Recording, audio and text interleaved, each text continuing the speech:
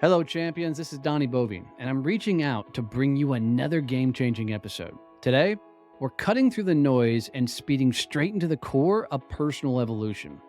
I've invited my friend Brian Bogert onto the show. He's a trailblazing transformation coach with a massive goal to impact over 1 billion lives.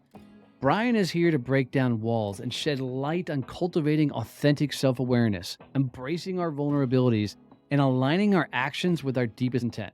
This conversation is set to revolutionize the way you navigate life. Today, champions, I entrust you to carry out Brian's wisdom into your life and take action on his ideas. You ready? Let's do this. Welcome to Growth Mode. Man, I love when you get in conversation with people that you've had a couple of previous conversations and you just jive. Same personality, same ambition, drive, and goals and the like. So Brian and I, we got to share a stage together down in Atlanta. It was a freaking blast with Zach Knight and the crew. So I'm excited to bring you guys him today. You know, Brian, one of the biggest things that I totally understand that I truly believe there's no greater tool on the planet to meet the dude in the mirror than building a business, because you're going to find out what the hell you're made of really damn quick. As you've worked with all the people you've worked with over the years and the like, what's the biggest thing that kicks somebody's ass mentally when they're actively trying to build a business? Yeah. I would tell you it's interesting. And working with some of the world's highest performers and people who have gone to crazy levels, what becomes very obvious working with a number of people is that the majority of our population believes that they're stuck because they have the wrong strategy or tactics in place, right? Or they have the Mm, wrong objective external metric, right? So it's like, man, if I just had a better sales system, if I just had a better leadership team, if my teams were just a higher caliber, if I could hit the $1 million mark, then all of it's all these external metrics. Now, I want to be really clear. Strategy and tactics are critically important for leveraging and scaling our lives and our businesses, for but sure. they're never the reason you're stuck. Right. And so what I find often more than anything is the singular greatest contributor to keeping entrepreneurs from living the lives they want, having the businesses that they want and deserve, always comes down to the trash from their past. For sure. Now, as what is trash from our past? We'll unpack elements of this as we have our discussion today, but the reality of it is that the trash from our past is a combination of our emotional triggers, behavioral patterns, and environmental conditioning that have created intellectual, emotional, and physical narratives that have been formed into beliefs that our life is then only further validated. And that's why we continue to repeat the same cycles. And so the first thing I have to say before I go any further, just so that everyone hears this abundantly fucking clear, the trash from your past is not your fault, Right. but it does become your responsibility the second you become aware of it or you start burying others in yours. And so that's the biggest shift in this is there's no shame or blame in this concept of trash from your past because everyone has it. I've not met a human being who doesn't, right? So, but that always comes back to that. And I don't care what business problem is going on from a leadership perspective, almost always there's some root source that's connected to something that has nothing to do with what's right in front of them. Dude, I love this. So I have invested in therapists, coaches, and have done some deep damn work in this. Hell, I've gone so far as doing EMDR. Yeah. If you've never done EMDR, I highly freaking recommend Hmm. it.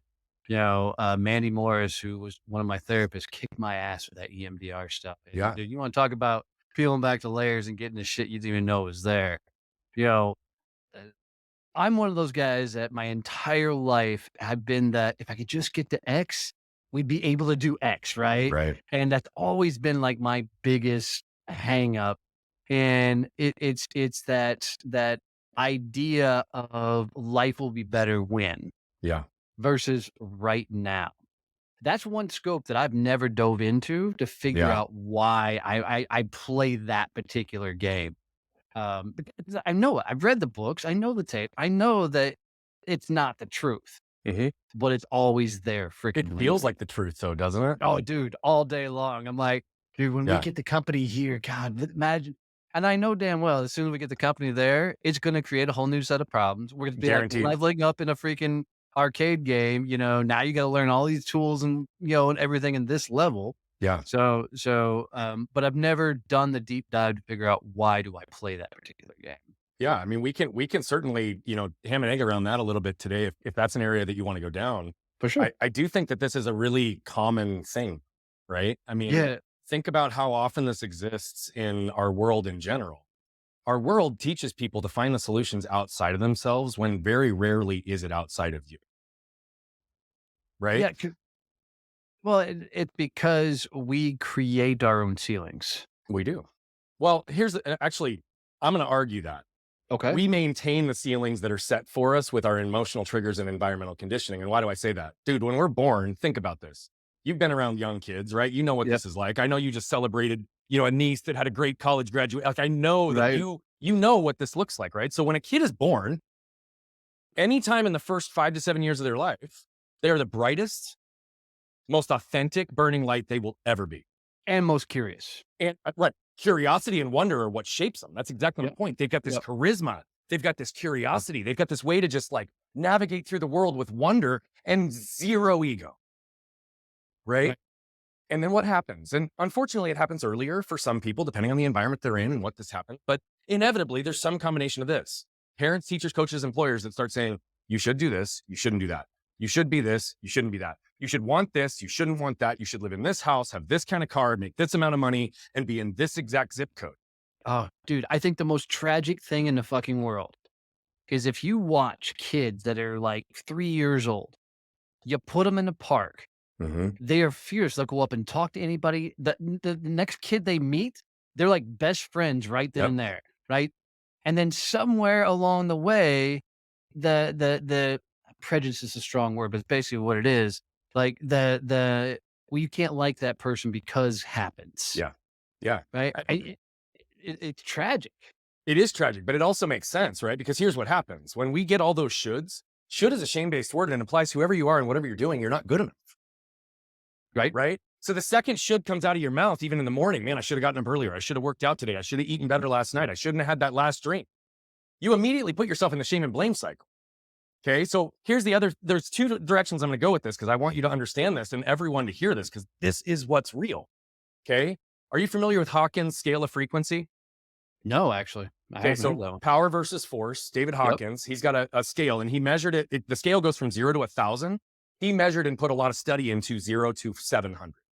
Okay. Okay. So there's still a higher level of that. Now, let me give you some framing. Shame is the lowest registerable frequency on the scale. It's at 20. Okay. Okay. Courage is at like 200. Self actualization is like 700. 98 to 99% of the world are stuck between 100 and 150, which is fear and anger. Dude, that makes 100% sense to me. And so if you understand that the second you put yourself in shame and blame, you lower your frequency, like way low, right? Which also then means your vibration lowers, your authentic voice lowers. And what's happening? You're now all of a sudden hiding yourself behind this armor because you aren't feeling well. You're not moving through the world well. And so the world sees that. So shame is one of the most toxic things. I think it's the ultimate wolf in sheep's clothing because it presents itself as about 50 other emotions and people don't normalize and really understand it. But to the protection side of what you just hit on, this is what happens, right? We all as humans seek and desire four things. We all want to feel safe. We all want to feel protected. And those are not the same thing, by the way. Correct. We all want to feel seen and understood. And we all want to feel connected. Now, Donnie, the second you walk into an environment that you don't feel seen and understood or connected or safe or protected, what do? Oh, fucking alienate. Immediately, like, so for me, I hate crowds, right? Yeah. Because I can't control the environment. So if I walk into a room where there's tons of people, you'll see me aim for the wall, Yeah.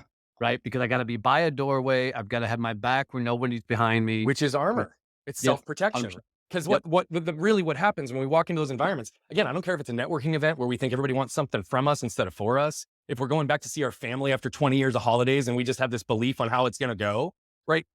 Any one of those environments, we protect ourselves. Now, you know those 35-gallon black trash bags, right?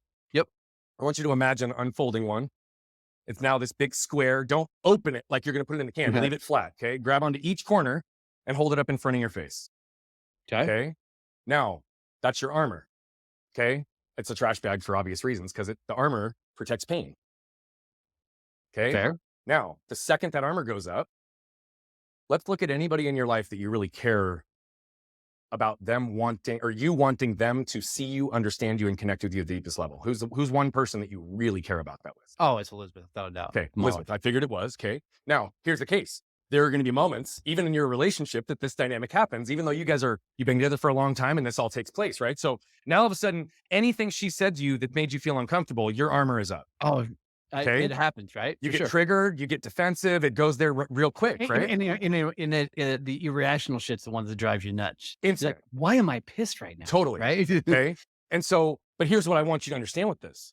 How could you ever expect her or anyone else to see you, understand you, know your heart, your soul, your desires, what you're willing to do, what you're not willing to do, what your boundaries are, what you value, what you're worth, all of that delivered through an opaque force field.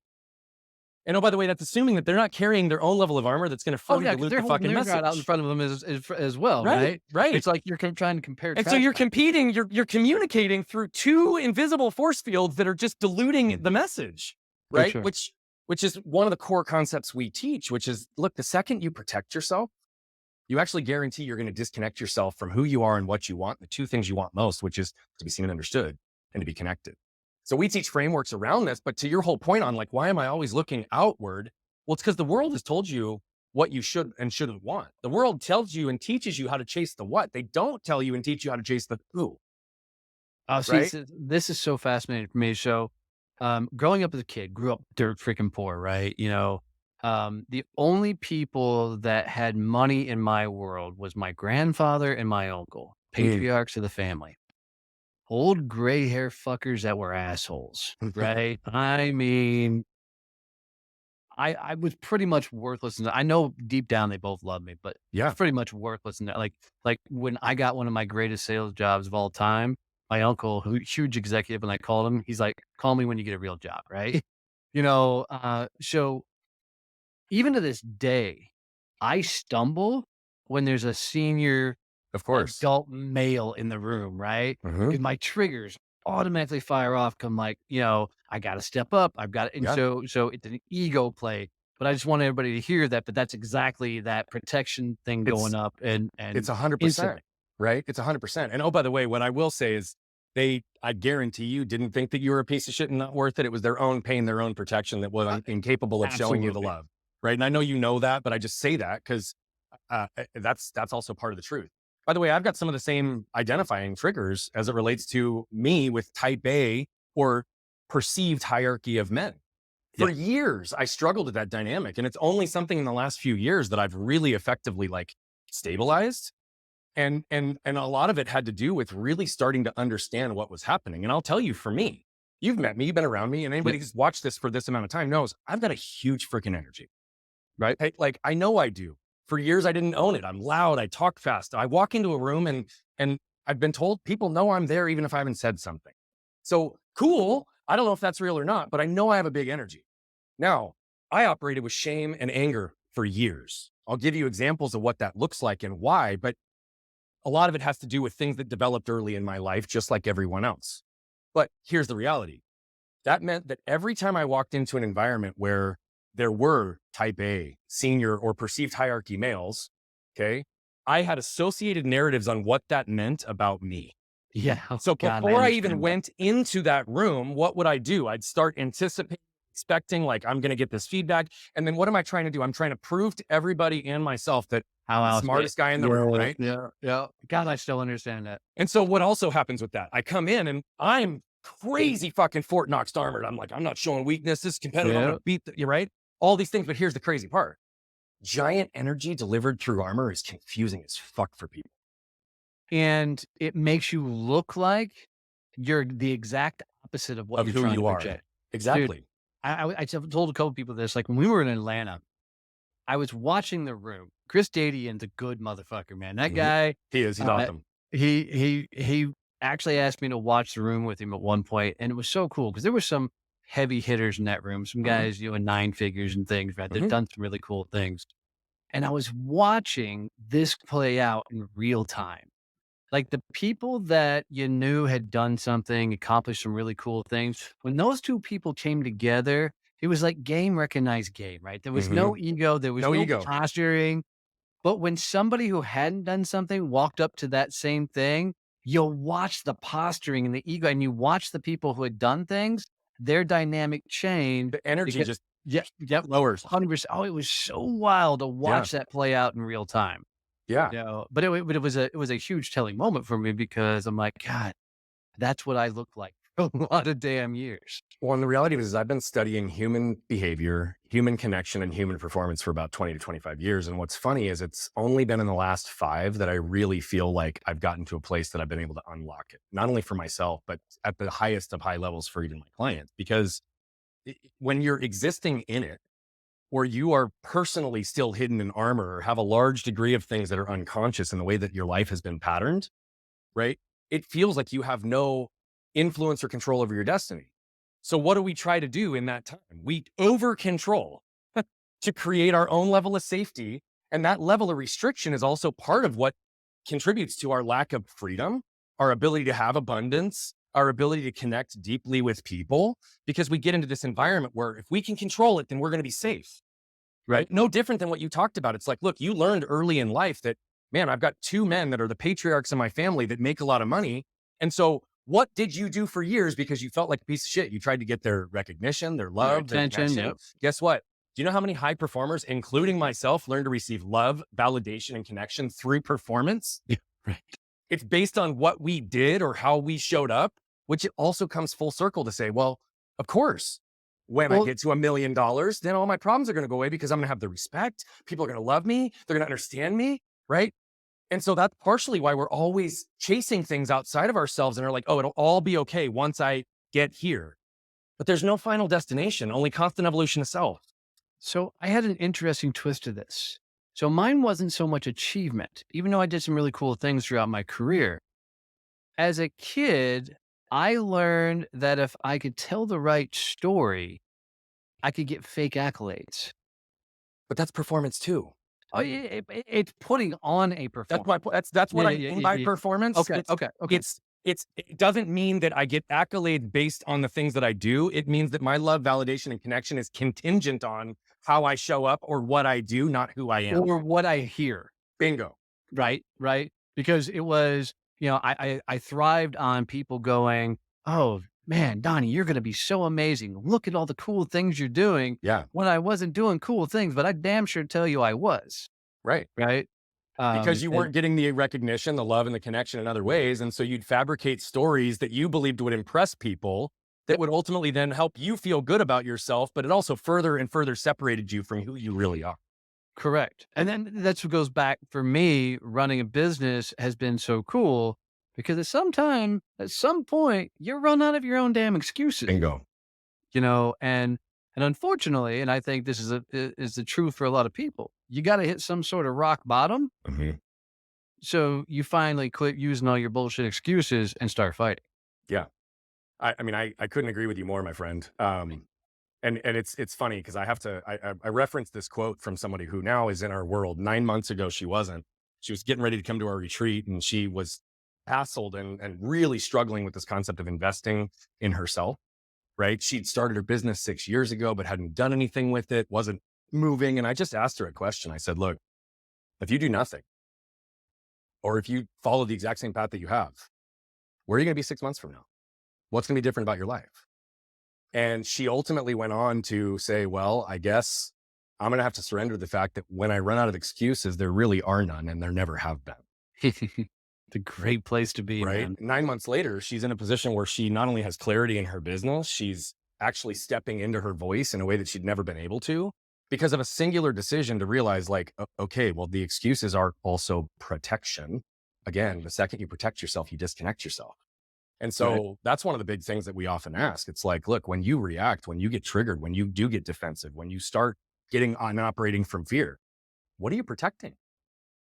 Like, let's just ask the question, what are you protecting? Right. See, for me, the fascinating thing, the way I tried to conquer this, and it didn't work, by the way, was to try and constantly put myself in situations where I was forced into those rooms, forced into those conversations. And what that didn't allow me to, what it made my force field bigger, Of course. right? Because I constantly had to whip the ego out.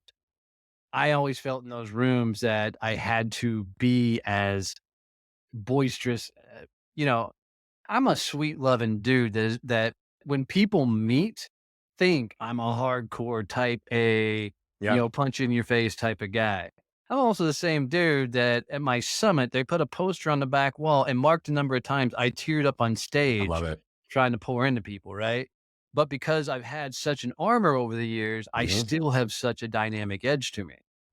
So It's true. And oh, by the way, I think even specific to your audience, right? Does your audience know what you call them? but we call everybody champions. Okay. Not the retread. Here's where I'm So going with that, though. Corporate armor is a real thing, yes, right? 100%. I think people try and be one person at work and a totally different person at Right. home. And I mean, literally, there are people who physically are like, oh, yeah, my suit and tie, this is my armor. I'm going to work. I'm getting ready to go Yep. to battle. It's like, Yep. wait, what? Did you even listen to what you just said? Like, you're right. But here's the thing, I fit into that as well. Right. And it was one of those areas where it's like, when I was 30 years old, I bought $100,000 Escalade with cash because I could and I wanted to. Wasn't for me. It was for everyone else. Yeah. Right. It was in the same period of time where, yeah, I had my arm torn off when I was 7. I've had 24 surgeries. My body's all imbalanced. Well, guess that. What does that mean? Well, if I'm going to wear a suit and tie or a sport coat, I can't go buy something off the rack. And if I do and I go get it altered, it's never going to fit. So I did custom clothes always. But here's the difference. The need to have custom clothes is one thing. The need to just then justify in my own ego that buying a sport coat for $5,000 that had all the right offset stitching and the right button combination and like that was not necessary. And I want to be really clear here. I'm not vilifying nice things, but what's the intent behind doing it? If it's to make you feel good, great. But for me, that jacket was armor because when I put it on, I got attention. People loved it. They thought I was more credible. They believed that I could show up and do things that, right? It's like, did I have to do that then? No, but I didn't know any better. But it was corporate armor because what was I really protecting? I was protecting the fact that I didn't want the world to know how much I was suffering inside. I didn't want the world to know that I was operating from shame that I didn't even realize. I didn't want the world to know that I had anger that would come out in my house and my house alone, right? I would hide. I would protect myself thinking that I'm going to be safe. But what did I do? I woke up at age 27 realizing I had all the what's I ever wanted in the world: house, car, money, clothes, wife, beautiful kids on the way. But it cost me the ultimate price, brother, who I Right. was. And I've spent the last 12 years rebuilding. So, well, you got 6 years on me because I'm only 6 years on the journey. Yeah, dude, I grew up in the self help game, right? So Yeah. I've read the books, done the tape. And so for me, that was actually a armor of sorts because it was one of those things, man. If you listen to the tapes, you go to the conferences, Then you you must do be all the improving yourself. absolutely. You must be fucking great. And it wasn't till years of doing that that I finally looked up and I'm like, dude, I'm the same guy I was 5 years ago. Yeah. You know? Yeah. And it happens that same year I decided to walk away from corporate America and fucking launch a company. Yeah. Because I realized that, my entire journey had been living somebody else's retirement plan, and being somebody else's retirement plan. And it's fascinating because I heard all for most of my sales career, you got to meet the dude in the mirror, you got to work on yourself, and you got to do all these things, and nobody was giving a good explanation Right. of what that meant. Or even how to So get there. right, right. So I had to come up with my own definition of what that meant. Hmm. And it came down for me is knowing who you are, is understanding why you're having the emotions you're currently having at the moment. And that's Hmm. my best definition so far. Yeah. Um, uh, I'm going to go as far as to say this. I like the definition that you just used, by the way. I think that knowing yourself accomplishes a couple of things, but the highest of high performers who have put in the work down the path that you're talking about, they understand the intellectual, emotional, and physical narratives that exist within them. And they have the ability to be aware of all three and balance and regulate between them as they need, because they will all lie to you and they will all tell you the truth.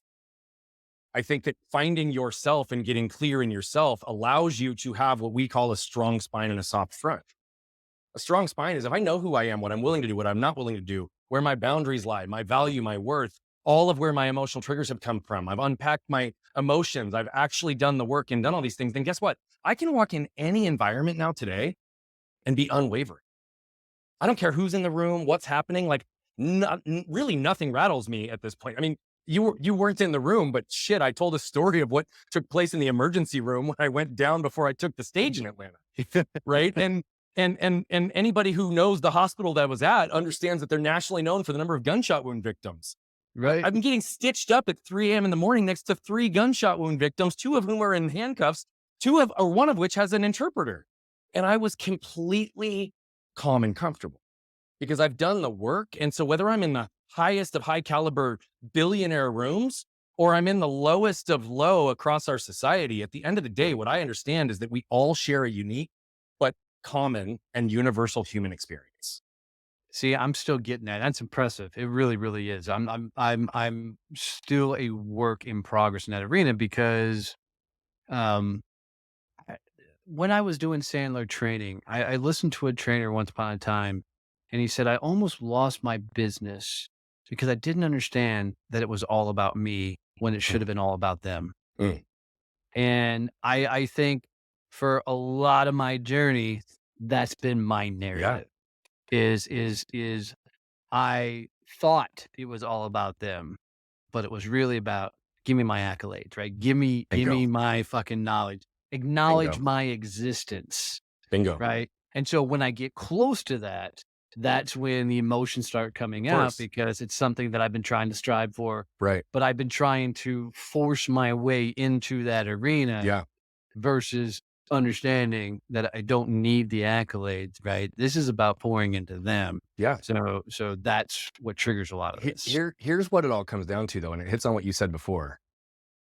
The model and the pillars that we developed were a result of the fact that there was no model out there that could show me how to do this, right? Mm. In a singular pathway. Like what are things that I can do? What's a process I can go through to really understand myself better? Because here's the reality. All this is about is allowing ourselves to see what really is true right in front of us in every single moment so that we are empowered to respond versus react. Mm.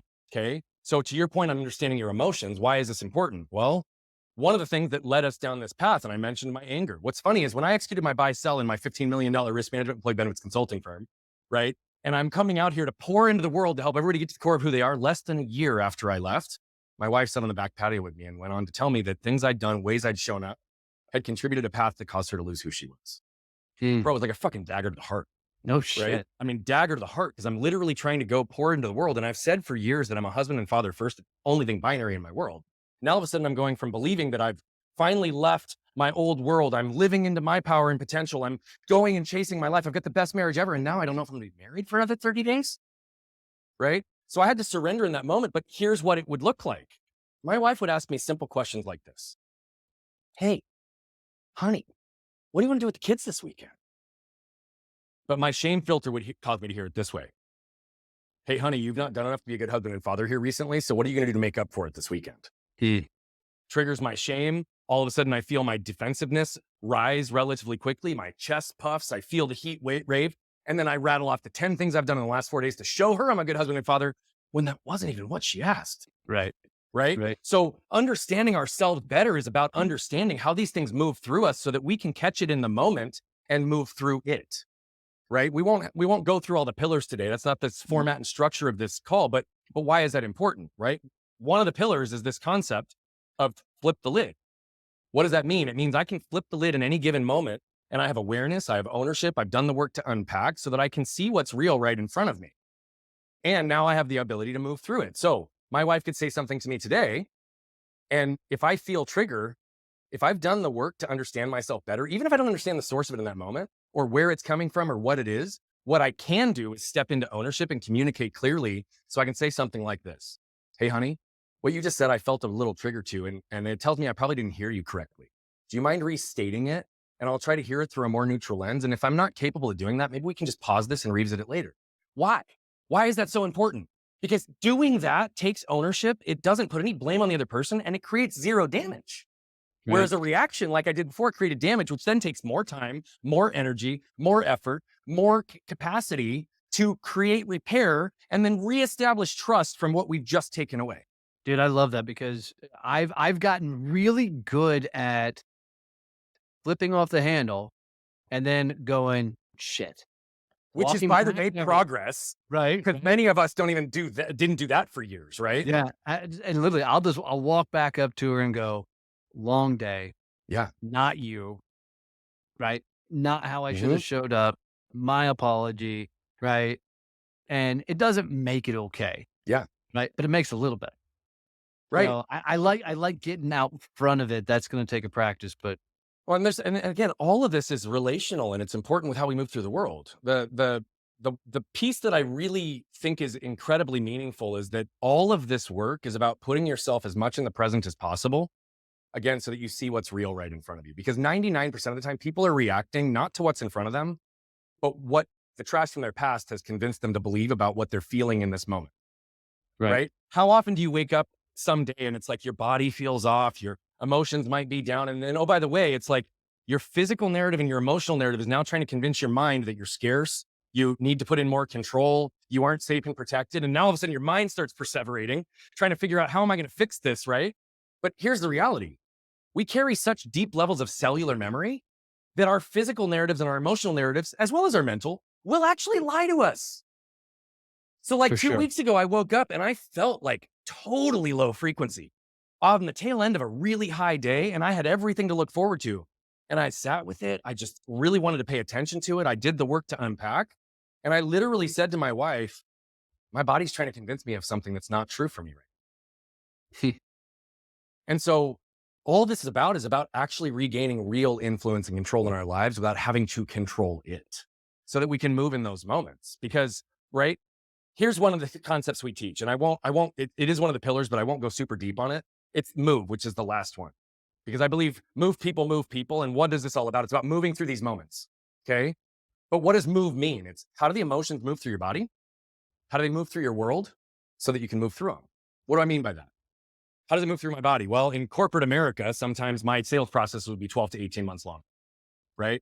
And so it could be 10 years long in some cases, but there'd be 10, 15 buyers in the room, multiple different decision makers, really complex deals. And the way I worked is I would do most of the front end work before I would bring my teams in. And then I would measure my success on onboarding new clients by how quickly I could have them stop calling me as the guy and go to the team. Okay. But what would I do is I would control the whole deal until we either write it or we're getting ready to write it. And then we'd go and we'd sit in the room and I'd inevitably have partners with me or team members. If you haven't noticed, I'm loud and I talk fast. Right. The number of times in those environments, I'd be sitting with a $1 billion client and my partner would lean over and be like, shh, hey, man, you don't want to talk so fast. You can't talk so loud, not in this environment. And because I wasn't clear and said it to myself, what would I do? I'd shrink down. I'd bite my tongue. I'd physically fall down, even though everybody was in that room because of me. Like I put them all there. Right. And I couldn't own that in that time because I still didn't see it clearly. But shame caused me to shrink, my jaw to lock up. Okay. I told you about how anger moves through my body. Defense, right? It rises up through me. Now, why do I tell you this? Shame moves through my body 5 or 6 different ways. Anger moves through my body 5 or 6 different ways. If I don't understand the pattern of how they show up in my emotions, my physical cellular memory, and my thoughts, how am I ever going to identify what's really happening right? Right. Okay. But once I understand that, then I can look at how does it move through my world, i.e. those things that trigger me. Now, there's over 50 shame triggers that I'm aware of and over 60 anger triggers that I'm aware of. Okay. Why is that important?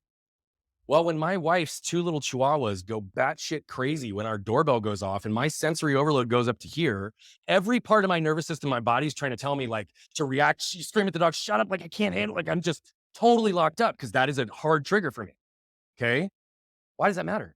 Because if I don't have the ability to catch it in that moment and one of my 2 special needs kids comes and jumps in my lap, what energy and emotion do you think they're receiving from their dad? 100%. Okay. Dude, I mean, I deal with this with my dogs, right? So I've got 2 young German Shepherds, and they are high energy. And my younger of the 2, she can't help herself. When we let them out the front door onto the farm, she's going to attack the other one. Not hurt him playing, but just full on go at it. I mean, slam the shit out of it. And one day, out of completely irrational, I'd never done before, I chunked 2 leashes at her, and the leashes come out of my hand, and I went, "What the fuck did I just do?" I mean, these are metal on the end, full Oh, things. I dude. love animals, and I literally just launched these leashes, and I went, "Holy shit." Because you reacted in a moment, Yep, right? 100%. And again, this is the difference between separating in the moment between reaction and response, because that's where we get back influence in our businesses, our lives, our relationships, our health, our finances, is about really being able to spend less and less and less time in this energy, right? Dude, I was an angry, shameful person. I would feel that low frequency energy for months and years. If somebody pissed me off, man, I held a grudge. I just didn't admit that I did, but I felt that energy. I felt that reaction, right? Months and years of my life. And then I started to learn how to do some of these things. And then it would become weeks and months. And then it became days and weeks. And then it became hours and days. Then it became minutes and hours. But now it's in a place that if I get triggered, I only exist in that energy because guess what? I'll be triggered for the rest of my life.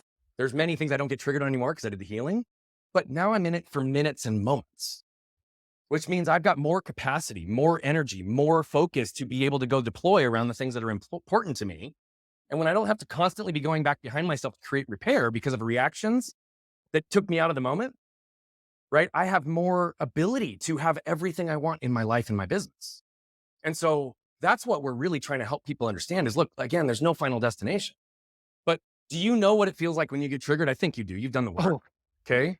For So sure. Here's a gift, because if you can do nothing else in our pillars or understand the framework, if you just do these 2 questions in the moment of trigger, I promise you it will change your life. Okay. The second you feel trigger, I don't care what it is or what it's about. The second you feel trigger, I want you to pause and ask yourself 2 questions. Is what I'm reacting to right now due to what's right in front of me or the trash from my past? Yeah. And the second question is one I asked earlier, which is, what am I protecting right now? Because if you can separate yourself to understand those second question at for a me, minimum, you start to be able to understand what is really going on. 2 powerful questions. That second one is like, what am I protecting? That's a freaking deep ass question. That's, you know, if you haven't head down the path to do the work, then you're gonna uncover some shit that Yeah. you're not even prepared for. No, and I mean, honestly, like a great example, I told you about what happened in anger, how I reacted and what happened. What was I protecting in those moments? Because I care so much about being the best husband and father I possibly can. I'm committed, and I've said for years, I do everything for the benefit of my family. And now all of a sudden, I'm being challenged. I'm being challenged as if I'm not good enough. I'm not a good husband. I'm not a good father. Like, the idea of that was so foreign to me that the mere implication from my partner that I'm not going above and beyond already, I immediately was like, fuck that. Like, that's not congruent with my belief. But here's the other thing. And I've been teaching my kids this since the day they were born. Okay. The world will never judge you based on your intent. The world will always judge you based on your actions. So if you don't believe that you're being received in congruence with your intent, what actions do you need to change? Dude, I love that. So there's a philosophy that I keep playing with and I keep coming back to and back to and back to it. I'm starting to put it on more on social media. And I know I'm on it because more and more people keep leaning into it and sending me DMs about it. But I think that judgment comes from being judgmental. And I have this true theory that if you want to turn off or do away with the thinking other people are judging you, then you have to quit judging other people. So I would agree with that, but I'm going to take it a layer deeper for you. Come on. Come on. I think the only reason people are judgmental of others is because they're unaware that they're actually being judgmental of themselves. I agree with that 100%. Right. And so I agree with you completely on judgment. That's also why most people are like, hey, Brian, how do you meet people like wherever they are? Like, how do you do that? How do you walk in? And I said, well, I force myself in every single environment to view people and where they're coming from as objectively and non-judgmentally as I possibly can. I'm working on that. Like Right. Chris Dady, and when we were in Atlanta, you know, I'll keep coming back because it was such a powerful moment for me. He said, look at this room. Yeah. He goes, I believe I could teach every person in this room something. And I said instantly, me too. He goes, but where you and I different at the moment, he goes, I think I could learn from every person in this room. And I went, Bingo. Bingo. I'm not there yet. But see, that's the truth too. Like, I mean, I love how he said that because that's part of being objective, right? It's being less interesting and being more interested. Yeah. Because if you can just ask questions, it's amazing how a really well-calculated question can diffuse all armor like that. And you can facilitate a safe and protected space so that you you're not even receiving things through armor of others. And then if you do it through a place of pure inquiry, dude, I genuinely believe this at this point in my life. I've been doing this probably well over a decade on this component of it. I believe I can learn anything from anyone in any moment. And as long as I don't assume or try to position that I am better than, more evolved than, more intelligent than, right? At the end of the day, we all have our own unique set of skills and experiences that have shaped us to become the people that we are today, Yeah, I right? agree. Some of us have more intellect, some of us have more emotion, some of us have 1.5 arms because of trauma, others, right? Like, I mean, but legitimately, like we're all in a different place. And so if we can start viewing people as people and trying to just understand and respect that everybody's got a story, everybody has trauma, whether it's a big T or a little t, everybody has pain, everybody has protection, and everybody has an unlived potential that they still haven't reached yet. And I think if people would stop looking at people through the eyes of that's how people see me, Bingo. right? It takes a lot of that away because as I continue to try and get into these bigger rooms, bigger conversations alike, I'm learning to shut up and be the observer because I found some of the strongest people on this planet are usually the quietest motherfuckers in the Yeah. room. And I've always been the loudest. And so I talk a lot in environments that I'm leading or in conversations or different elements. But when I'm in a room or I'm participating in a mastermind, I don't. Yeah, I'm Unless really unless the working on time is that. right and I can add value. But what do I do more often than not? I'll ask questions, Yeah, right? I'm learning because I've always been the guy who's like, "Ooh, I got the answer. Let me tell you, right? Let me solve that Yeah. for you," because that was the accolades, But the right? other thing that you said is it's like people, I can't remember the words you just used a second ago, but you said people are basically reacting to what they believe others view of them. Yep, Right. 100%. Yep, And so great point in this again. I'm just trying to give examples so that it's tangible for people to understand this. I told you about the armor and how big energy delivered through armor would confuse these people. Right. yep. What did that come across as to them? Ego, arrogance, aggressiveness. Right. I was associated with and often told that I was an asshole. Yep. And it would like rip me to shreds because I'd be like, what are you talking about? Like, Because in your head, you're like, "I'm the sweetest, nicest no, I'm person. like, I I love love helping people. All I people." want is what's best for you. But Yeah. again, I was actually projecting that energy in the room that was not trustworthy. It wasn't understood. But now when I go into those exact same rooms, like I don't have anything to prove to anybody. Right. I'm not trying to compete. I'm not trying to establish my value or my worth because I've established it internal. So it doesn't matter what anybody else or anything else means. So what am I there to do? I'm there to do what I always do, which is connect with others and help them see themselves more clearly. And the best way to do that in most cases is not to walk in as if I know everything, but to again observe, gather information, ask questions, make some analysis, but also don't make any assumptions. The other thing I do when I work with people that I'm like working with, or if I did this with you, right? I'll almost always ask for permission before I give feedback to somebody. That I learned a few years ago because Go ahead. I can come across blunt, right? Yeah. And it's unintentional, but I tend to speak to people how I wanna be spoken to. Yep. And then the other side of this is when I do that, I have some really unique gifts to see people put words into their experience of what they're actually going through I mean, I see and feel people's pain. I know where the protection lies and I pull their potential out of them. But as a result of that, right, what does that mean? Well, sometimes when I'm working with a client, and often I have to give this framing and caveat, I'll say something like this. After I get permission to share, I'll say, hey, look, I want to be really clear that whatever I'm about to say to you, I have no pride, no pride of ownership, no ego. And I don't care about being right. I care about getting it right.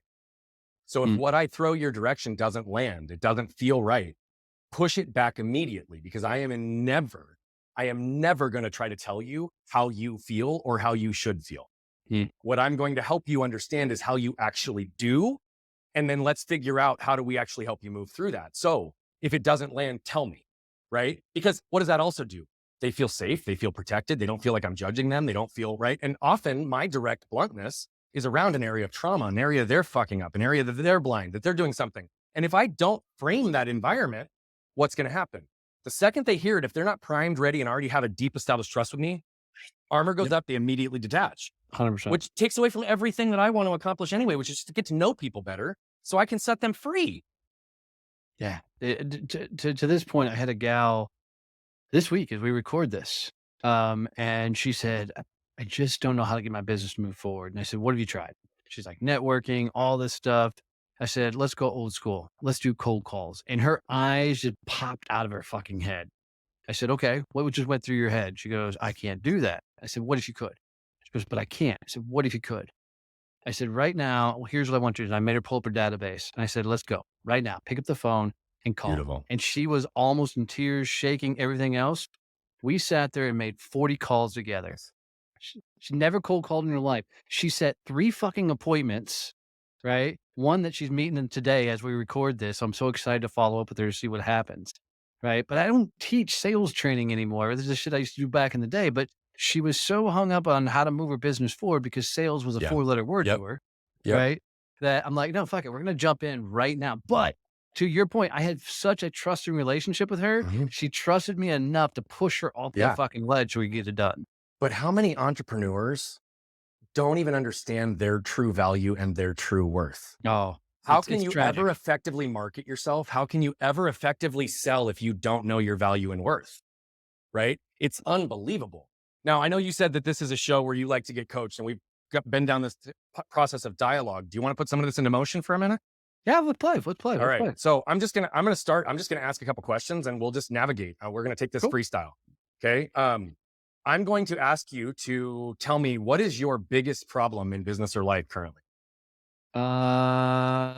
It's the if I get here, we'll be there. Okay. So how does that show up in your world as a problem? I know, I get what you're saying, but Yeah, tell yeah, me, yeah. how are you aware that that's So, showing up as a problem? so I will find myself in this fictitious belief of that we're gonna get there, that I don't have to push it there. So the behaviors and things I need to do to grow the business go to the back burner because Mhm. 'cause it shows up as osmosis, right? We're just gonna osmosis our freaking way there. Yeah. When I know damn well it takes me moving the levers to make Yep. it work. Okay. So do you have moments in your business that you become aware of this and you start to feel it? It takes over, you're perseverating. Like, tell me how it shows up specifically. Like, if it's a problem, do you experience it like a trigger moment, or you're getting ready to go out, or is it shame because you aren't doing the activities necessary? Like, give me a little bit of framing. It's going to be definitely shame. It's Okay. also going to be a concoction of I know it's going to suck. I Okay. don't want to do it, so it's projection on Got it. top of that, Okay. right? So shame and projection probably the two. And so give me a specific example of a moment when this energy and emotion hit you in your business recently. So I set a behavior that I was going to do 20 reach outs on LinkedIn, going to do 5 reach outs and emails, and do 20 comments a day on LinkedIn. Did it Monday, Tuesday, Wednesday. Yesterday hits and chaos of the business. I get to the end of the day knowing this is shit I'm going to do. And I'm like, nah, we'll do it tomorrow. Right. It was a conscious choice and I Okay. knew I was fucking doing it. So what happened is I didn't sleep for shit last night. Okay. Right. Because Mhm. I knew I didn't hold up my end of the bargain. Got it. Okay. So you have a high level of awareness, which is cool because you're already able to articulate these things and put yourself in this position. So last night you didn't sleep. What were you feeling in your body? Anxiousness. It was, Uh, actually, a slightly act of almost desperation to where questioning Okay. myself and how I showed up, right? Okay. So I follow you completely. I'm going to challenge you a little bit to go a little bit deeper and a little bit more granular. Okay. And I want to be really clear. The fact that you labeled it as an emotion and you also had associated intellectual like protection and pattern of thought that came with it, beautiful. So keep doing that. Cool. But that's how most people answer it, right? They answer the question of how it feels in their body as like an emotion or a feeling like it's heavy or I can't breathe, right? I Yep. want you to get into your body physiologically. So what's happening with your heart? What's happening with your lungs? Are you locking up anywhere? Are you shrinking down? Are you expanding? Do you feel tightness in your body?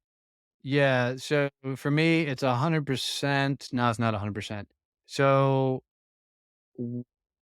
tired, head tired, right? So it was 100% mentally exhausted because it was a heavy mental lifting day for a lot of reasons. But um, walked out exhausted in general. Um, my shoulder, yeah, yeah, there it was. It was the shoulders, right? So, Okay. so it was. Heavy's the word that comes into play. But shoulders lock up, get tight type of thing. Is that what you're meaning? Yeah, tight's a good word. Okay. My wife and I go on a walk, and I felt old. How's that? Okay. How was your heart rate and your breathing?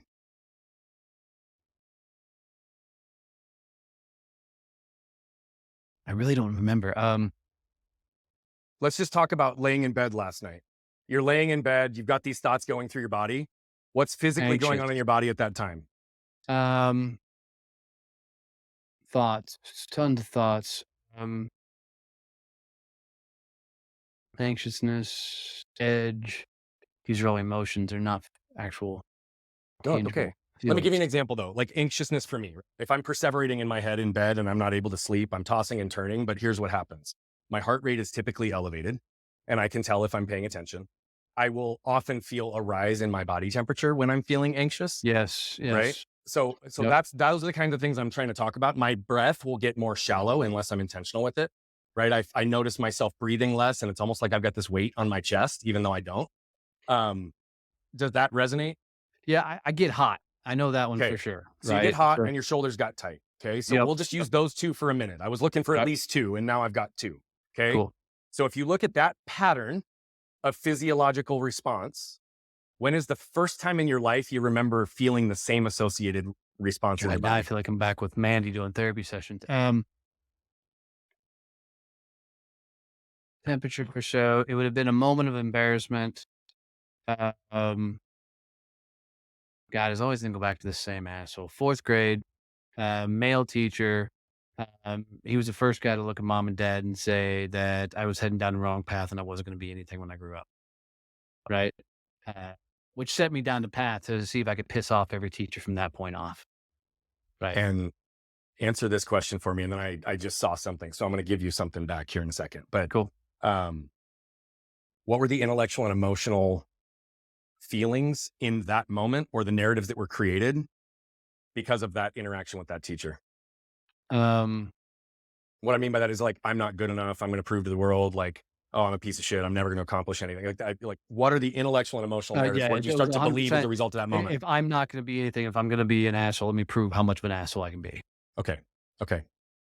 So what's really interesting is what I just walked you through is a way to compress literally a lot of this, at least to get to the source of things and the patterns relatively quickly. Because what just happened? You were told by a teacher that you're on the wrong path. You're never going to amount to anything. You're fucking up. You're not getting things done. Right. And what do you associate when you don't hold yourself to the same level of standard within your business that you believe needs to Right. happen for you to be success?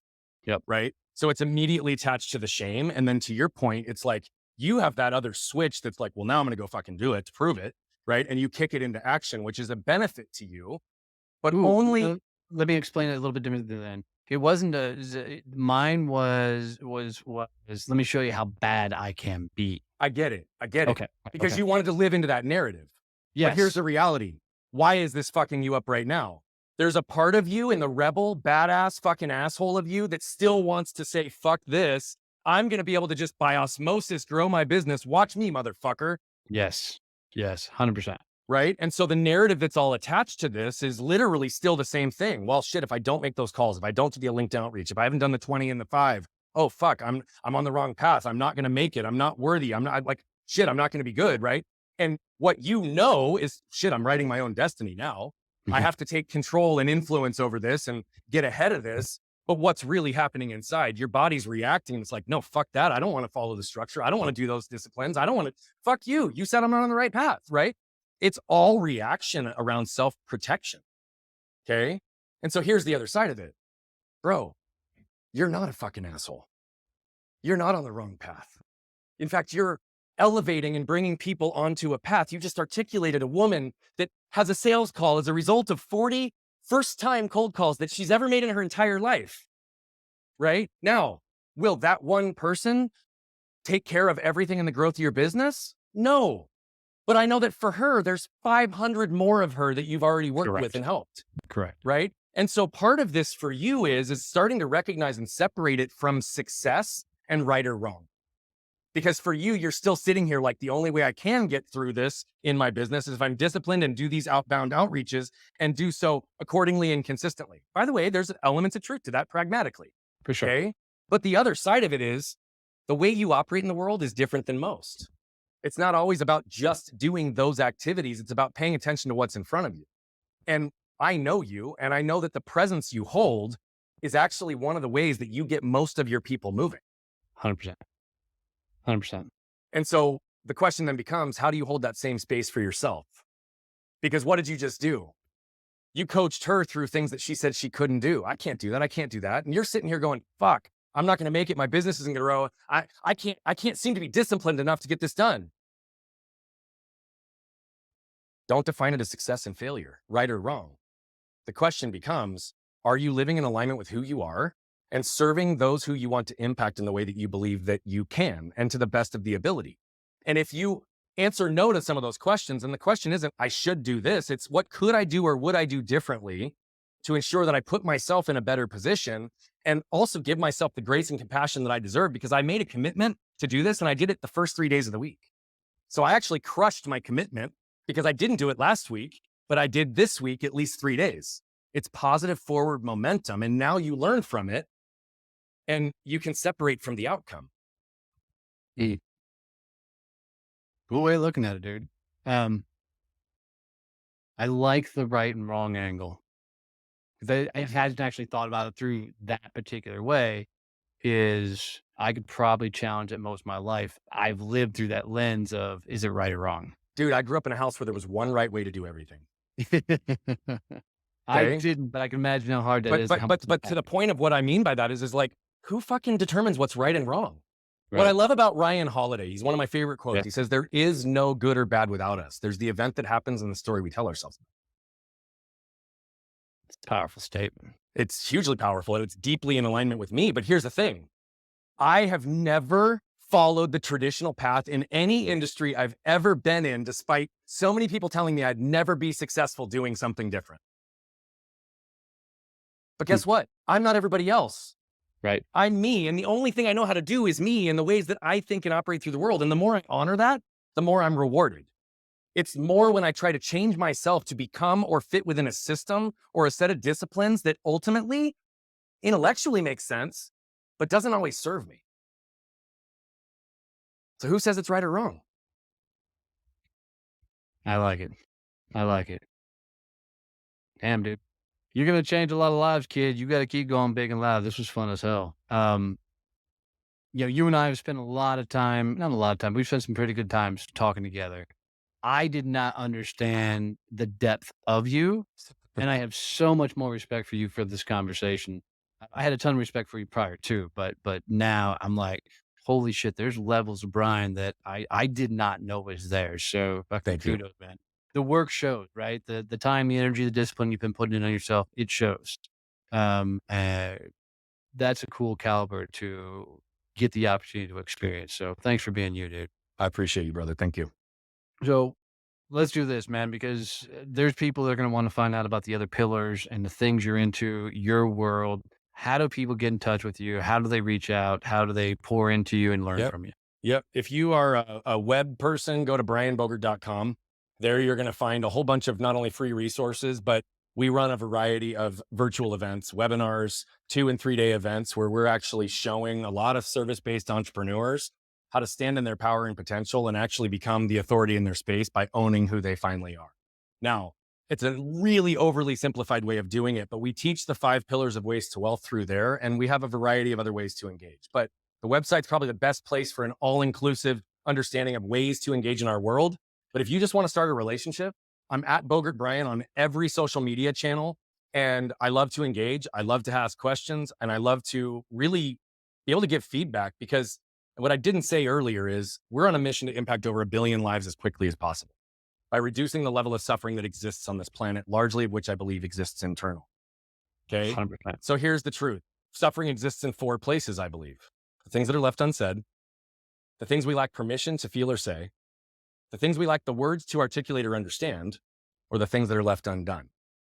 And so here's what I believe. 99.9% of the people that we impact in that billion are never going to pay us $1, and I'm completely okay with that. But here's the truth. I live my life to allow my truth to give others permission to live theirs, because not only do I free myself every time I act and do on my own trauma, understanding deeper elements, it's better for me.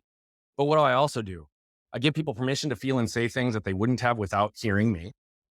And I'm also giving them words to articulate and understand their situation so that they can free themselves by acting and doing.